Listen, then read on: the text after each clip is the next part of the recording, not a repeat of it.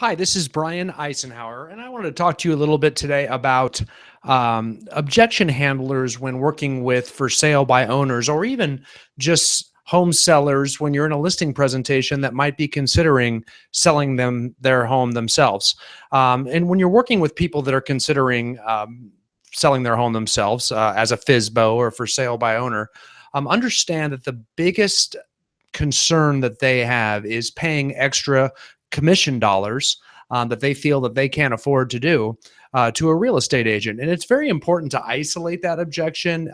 Sometimes proactively is better, even if they don't bring it up. The idea of paying a commission is the biggest thing that a FSBO seller is concerned about. And we often know that too. So how we overcome that objection is by trying to come from contribution, where we're actually educating the FSBO seller about what a realtor really does.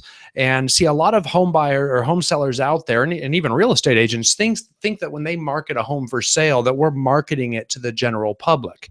They believe that just like any other product, we're marketing a home for sale out to the masses, and that somehow a home buyer is going to see our property and then come look at the property and then actually purchase the property, which does happen from time to time. But more often than not, that's not how home buyers locate a home. The way that a home buyer locates a home 9 times out of 10 is they actually contact an agent and start looking for homes.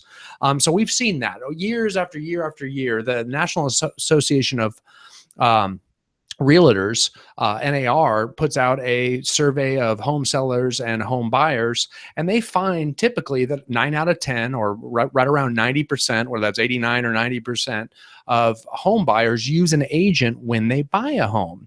And most agents realize that. They know that when they start looking for homes for a prospective buyer, they typically go online and they search for all the homes that might fit that prospective buyer's criteria. So when they look online, if the home they are looking for is up for sale and they cannot be found in the multiple listing service, it's oftentimes just going to be overlooked.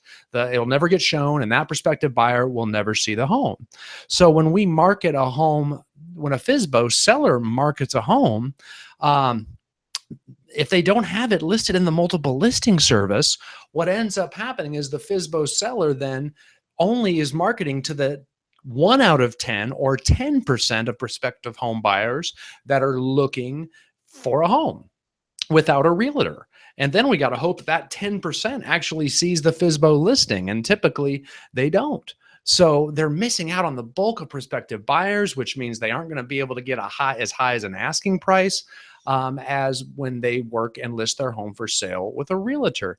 And oftentimes that difference in sales price is so significant, they would have actually netted more money had they listed the home with a licensed real estate agent. So it's very important we educate our clients that way, especially prospective FSBO sellers, that they know that our job as a real estate agent, when we market a home for sale, is oftentimes to market it most importantly to the other agents, because in any given area, there could be hundreds or thousands of other agents that have buyers compared to just that one listing agent. So that's why we cooperate with other brokers and work with everyone in a multiple listing service membership to try to get that home sold. And if our home is not listed in the multiple listing service, like most FSBO sellers are not, they're missing out on 90% of the prospective buyers. Therefore, they're going to get a much lower home price, and their house is going to be on the market a lot more, and they're going to be completely inconvenienced. In addition to that, there are some for sale by owner services out there that with a small fee will put homes listed in the multiple listing service on behalf of FSBO sellers. But understand the same problem is hit. And the fact that if I'm an agent working with a prospective buyer and I'm looking for homes to show, and I've got to choose between 20 and 30 homes to show my clients, and I see one of them is listed with a FSBO service, in all likelihood, that's going to be the last property I show. I'm going to show the other 29 homes for sale first, and in all likelihood, I'm not going to get to that 30th FSBO listing. And the reason I'm going to show that is because those homes are typically overpriced. Number one. Number two, they're not ready to show. Number three, I'm going to be working with a seller who's not represented.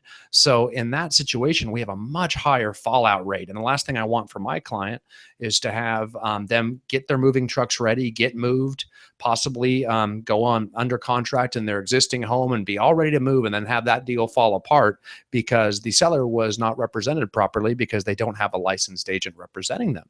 And these are all important facts and points that need to be said directly to a FSBO seller when we're in the living room talking about whether they should list with an agent or not. They're missing out on the entire market if they're not in the MLS. And if they are paying a service, and the likelihood of them being shown by agents is very, very small if they're unrepresented. So we have to get that message out. Let them know that 9 out of 10 buyers use an agent when they buy a home. That's a well-established fact. And then our real job is to market to real estate agents because they're the ones that bring 90% of the buyers.